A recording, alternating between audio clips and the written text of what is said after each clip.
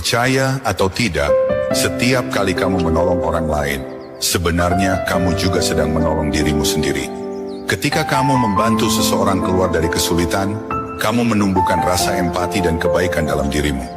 Saat kamu meringankan beban orang lain, hatimu pun menjadi lebih ringan. Kebaikan yang kamu berikan tidak hanya bermanfaat bagi orang yang menerima, tapi juga memperkuat jiwamu, membuatmu merasa lebih berarti. Karena pada akhirnya, setiap tindakan kebaikan adalah cermin yang memperlihatkan siapa kita sebenarnya. Jadi, setiap kali kamu mengulurkan tangan, sadarilah bahwa kamu sedang memperkaya hatimu dan membuat dirimu